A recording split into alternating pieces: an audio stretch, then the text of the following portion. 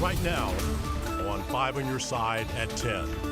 Some areas have had rain, others sleet, graupel, and some seeing snow. I'm timing out the winter mix on the Weather First Doppler radar.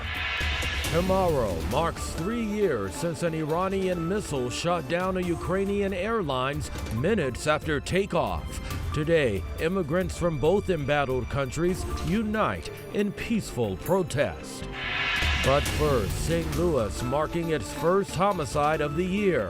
What 5 on your side learned the man was allegedly doing when someone shot and killed him. At the end of the day, someone lost their life behind a crime.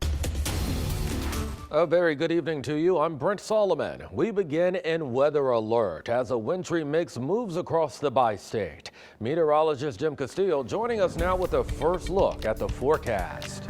It is our northern sections of our area, just as we were saying earlier, north of Interstate 70, where we've had some of the issues. But you know, throughout the day, we've had temperatures above the freezing mark, in fact, well into the 40s. So here's Interstate 70. We've had a wintry mix here, but you can see it's moving very nicely. 35 degrees in St. Charles right now. Then I go to the MoDOT, just checking out the streets, and also IDOT. But MoDOT side, you saw a little bit of blue popping up in western Warren County. Seems like Interstate 70 there has cleared. But Columbia to Jeff City, that's where we have partially covered roadways, including I-70. Further west from there, it is covered in pink. So we're still watching the moisture tonight. Along with it, you can see Wentzville right now. Some of that is now beginning to fall once again. So we have to watch this Doppler weather radar throughout the night and still watching areas of snow, mainly to the north, where we've had some accumulation in slick roads in Pike County and also Greene County in Illinois. Much more on our forecast coming up in just a bit. All right, Jim, we'll see you then. Developing tonight in Lebanon, Illinois. You're looking at video of a large police presence not too long ago in the area of Cherry Street and Chute Street. We've seen reports online of a hostage situation. We're working to get confirmation from police. Our photographer on scene tells us police just left that area within the last 10 minutes. Again, we have several calls into authorities and we will keep you updated. Tonight, people in St. Louis are reacting to the first homicide in the city this year. Police found a 24-year-old man dead overnight in Soulard, but there's a twist to the case. New at 10, Travis Cummings is live at police headquarters with what he's uncovering. Fill us in, Travis. Hey Brent, this afternoon, Alderman Jack Coder told us police informed him the 24-year-old man who was killed was trying to steal a car from a gas station, the Conoco gas station on Gravois Avenue. I talked to some folks at that very gas station today filling up who say it's not a good way to start out the year. For as long as you have this access to 44 right here and this access this main thoroughfare, you're getting stupidity from all ends of the city. That's the general consensus about this busy corner at the tip of Soulard. If they find a spot that's easy access, it's opportunity. Near this gas station on Gravois Avenue is where St. Louis police say a 24-year-old man was shot and killed, the first homicide this year. Alderman Jack Coder over the 7th Ward wasn't available for an interview, but he says St. Louis police told him the man was trying to steal a car from the gas station. We went inside the Conoco, surrounded with cameras, to get more info. A clerk at the counter told us it wasn't an employee's car, but someone in the area. We also caught up with a few customers filling up. They put more police on the street than they had at one time. I'm an ex-police officer, okay, 25 years. But when I came back home, I ain't never seen nothing like this. You know, I had my car stolen from the downtown area, one of the lofts, actually. I left it running, which was my fault. I ran in and ran right back out, and just that fast, my car was gone. Residents say no matter the circumstance, keeping St. Louis safe is going to take a little effort from everyone. At the end of the day, someone lost their life behind a crime. But as long as the police are keeping up with their protection and stuff like that, I feel like it'll be a good thing for everybody to start to feel more comfortable and safe in the city. The cameras was fine, more lighting. More police presence. And of course, we're going to keep following up on this case for you. Now, you know, Mardi Gras just kicked off in Soulard yesterday, a big celebratory time for that area. We checked in with the organizers of Mardi Gras who say they're going to have police support and hire officers through all of their celebrations. Coming up, we're live downtown tonight. Travis Cummings, 5 on your side. Very good to know, Travis. Thank you. Today, we've learned of criminal charges in that deadly shooting outside of a Maryland Heights business. Police identified the gunman as 28-year-old Justin Davis. They say he went inside of a staffing agency called Pride Staff on Dorset Road, announcing his plans to rob them. At one point, employee Troy Millick was shot. That's when Millick went outside to confront the shooter. Davis now faces several charges, including murder, 2nd degree. He's now in custody at the St. Louis County Justice Center.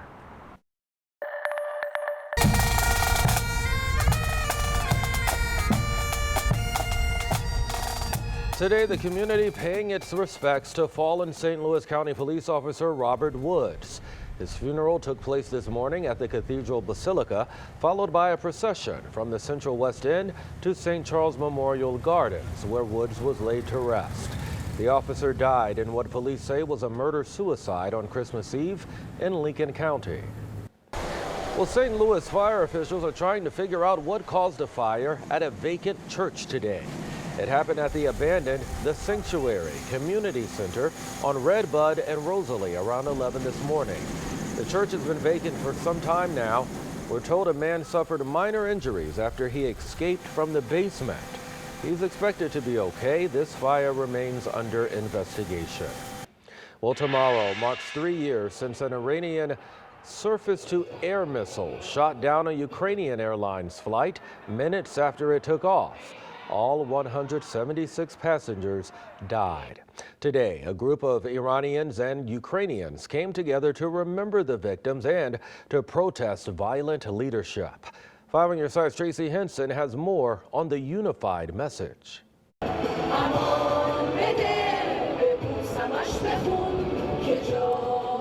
There were civilians. They were just like traveling from Tehran to Kiev, 176 civilians, including young children. You can see their pictures here. Their plane shot down. The Islamic Republic regime never took responsibility of something we believe was intentional, and they call it a mistake. On that flight, 11 Ukrainians, and now Iran is aiding Russia by sending drones to Ukraine. The drones are there, and every single day more Ukrainians are being killed because of the usage of them. Death, destruction, and injustice the group Women Life Freedom is calling attention to. All of us are people. All of us are united. All of us are united for the peace, first of all, for the peace and for the freedom. The Ukrainians in attendance also showing their support for the women of Iran. Because right now they are going through, the hell. It's horrible whatever's going on there. Women there face strict and restrictive laws and severe punishment for going against them, which is why Mitra escaped to the U.S. Because we didn't have the freedom or choice to have that in our own country. For me, it was forced. For me, it was hard. A story she says is familiar to many Iranians that are in St. Louis today. Tracy Henson, 5 on your side. A Christmas celebration 250 years in the making. We'll take you to a French colonial party at the Gateway Arch. After days of failed votes and intense negotiations, the U.S. House is in order. How Kevin McCarthy finally won the Speaker's gavel. I'll let you know how long this winter mix will last, who's seeing the snow, when it ends, and the big warm-up next week. Well, the Gateway Arch turned back the clock today, and it's all to celebrate Christmas from 250 years ago. The 12th afternoon ball recognizes the completion of the 12 days of Christmas, which, by the way, was a pretty major celebration during St. Louis's French colonial era. There were food demonstrations, live music, and dancing by living history interpreters who were wearing authentic 1700s clothing. You may not be French, but if you're from St. Louis, that is part of your heritage. And it's a fun part that we don't, except for a few places. Now, Prairie de Roche has been doing their 12th night ball for over 300 years. St. Genevieve does a King's Ball in February. And so there are still places that held on to those French traditions and still do them. So the Gateway Arch hosts the 12th afternoon ball on the first Saturday after every New Year's Day. Well, right now you can score tickets to Cardinals spring training games in Jupiter, Florida. The Redbirds will play 18 games beginning February 25th against the Washington Nationals. There are single game, 4-pack, and season tickets available for purchase right now. Weather first, Doppler radar still showing some snow even around Wentzville and areas of snow to the north, mainly north of the metro. More on our forecast when this comes to an end and the big warm up this week. Congress is set to convene Monday after a historic battle for Speaker of the House ended early this morning. It took Kevin McCarthy an unprecedented 4 days and 15 rounds of voting to get the job, overcoming intense opposition from a small number of hardline conservatives. On the final vote, 6 holdouts changed course, allowing McCarthy to become the next speaker. Tomorrow, President Biden will visit the U.S.-Mexico border for the first time in his presidency. This comes amid what officials call a migrant crisis and a broken immigration system. Biden is scheduled to arrive in El Paso tomorrow afternoon before traveling to Mexico City to meet with other North American leaders on Monday and Tuesday. Well, a countless number of Americans have had their personal information stolen in various data breaches. But can that negatively impact your credit score? Brandon Lewis from our National Verify team is on the case. It feels like every week we're hearing about a new data breach. One Verify viewer says they were recently notified that their personal data was compromised, and soon after they noticed a decrease in their credit score. They reached out to us to ask if their credit score can drop just because they were part of a data breach. So let's verify. Our sources are credit scoring companies FICO and VantageScore, the Consumer Data Industry Association, and the Consumer Finance Protection Bureau. Credit scores are meant to predict how likely you are to repay a loan. Both FICO and VantageScore say they use your payment history, amount owed, the length of your credit history, recent credit applications, and the types of credit you currently have to calculate your score. Whether you've been a victim of a data breach is not considered. So, no, your credit score won't drop just because you were part of a data breach. However, if you do notice a drop of more than a few points in your credit score after a breach, that could indicate that someone opened a new line of credit in your name. Our sources recommend regularly monitoring your credit report for unfamiliar activity. If you notice something suspicious, then contact the lender and the credit reporting agency to request an investigation. With your Verify, I'm Brandon Lewis. If there's anything you'd like us to verify, email us at verify@ksdk.com. Well, we may have to start calling it the Mega Billions. Without a winner last night, the jackpot rolled over to $1.1 billion. That's the largest jackpot in the history of the game. The cash option is $568.7 million. The next drawing is Tuesday night. So there's still plenty of time to go out and get that ticket, Jim.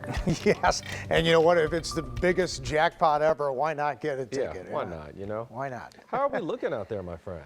Well, you know, so just got a report. So Hardin, Illinois, small town right on the Illinois River, beautiful little spot there. So about an inch of snow. And then we've had 1 to 2 inches in Pike County. Called the police department up there, and they said the roadways are slick. But just checking MoDOT and IDOT, it looks like most areas pretty good, probably because we reached the 40s today and the ground temperatures are well above freezing. But we're still watching slick spots out there for sure. And from Ellsbury to Carrollton, Whitehall, so that's Greene County, they just had a huge batch of snow move in there. So it's been accumulating in those areas. Then you get more of a wintry mix in Madison County.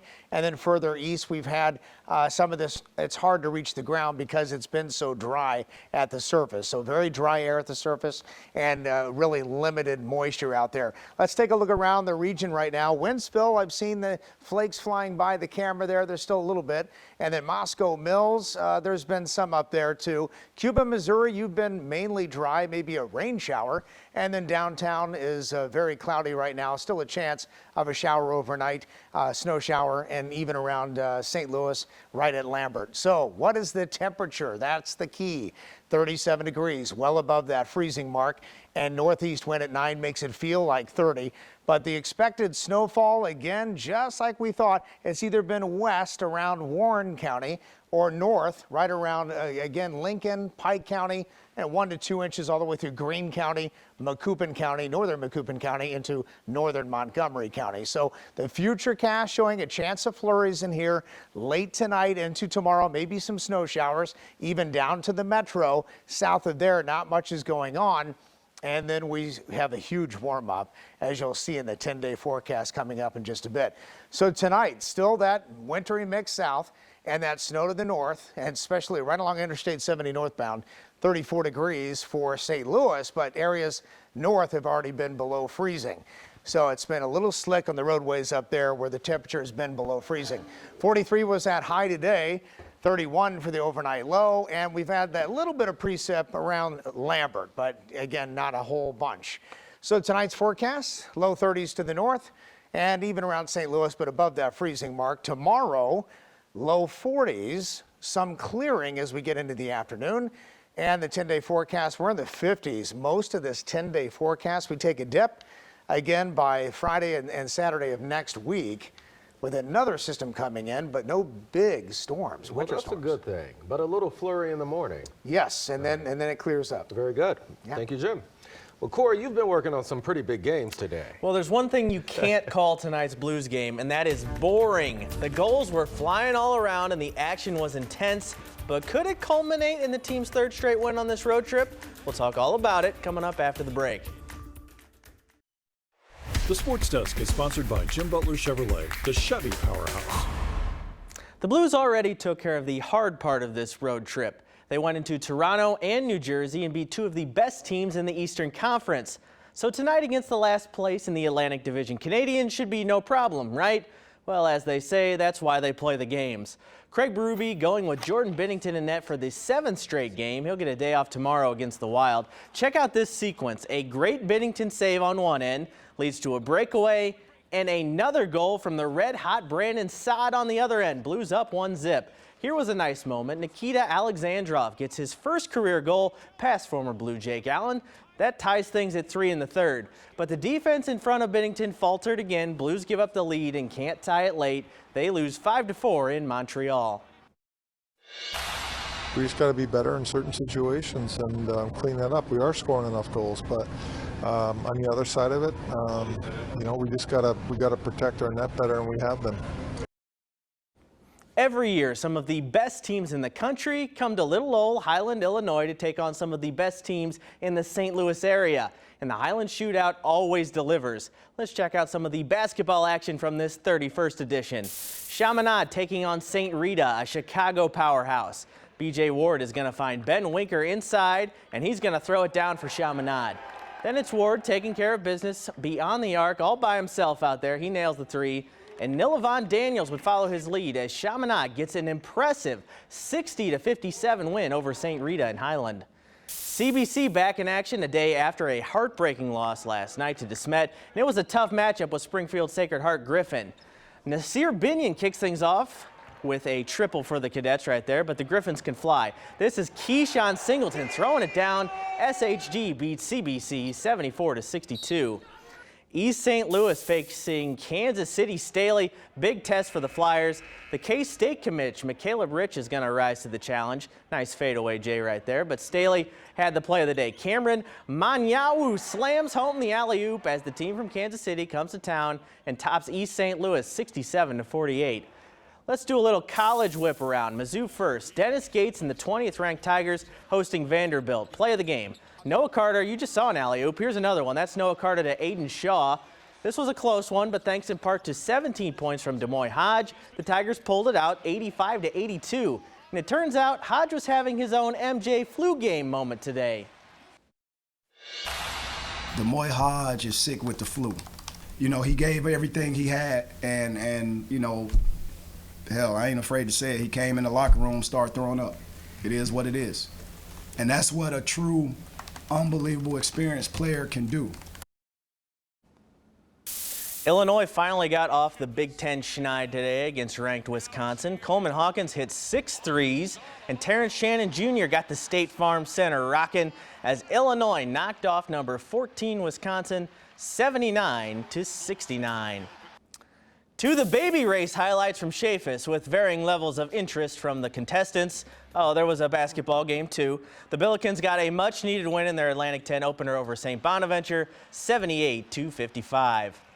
Well, when you're the Kansas City Chiefs, you can pretty much do whatever you want on the football field. Did you see this ring around the rosy trick play they did today? It went for a touchdown that was called back, but all is well. They scored almost immediately after. They go on to beat the Raiders 31-13. Look at this. That's crazy. Just making stuff up out there. When you're the best in the world, I guess you can kind of do that. Also a good day for all our basketball teams. Yes. Everybody won. Yep. Mizzou, Illinois, SLU, different than just a couple days ago when everybody lost. That's right. Hopefully everybody's having a good Saturday out there in the basketball world. Very good. Thank you, Corey. You're welcome. All right, Jim, wrap it up for us. All right, so let's take a look at the weather radar here. We've got the Doppler. It's still picking up some snow around Wentzville and mainly north into Calhoun County, Illinois, Greene County, and also Pike County. So that all ends. It's just flurries tomorrow morning, then 43 for the high with clearing in the afternoon. We're in the 50s, partly sunny Monday, mostly sunny Tuesday, 53, 55 Wednesday. A good chance of rain in here on Thursday. Could end as a little bit of a wintry mix. And then we warm right back up again the following weekend. Yeah, that warm up might be the best part about it. Yeah, it's amazing how high those temperatures are for January. Yeah, it is. Yeah. Unseasonably warm, as you usually Very say. good. Sound We like a taught you meteorologist, well. don't I? That's all of our time, my friend. Saturday Night Live is next. Have a great night.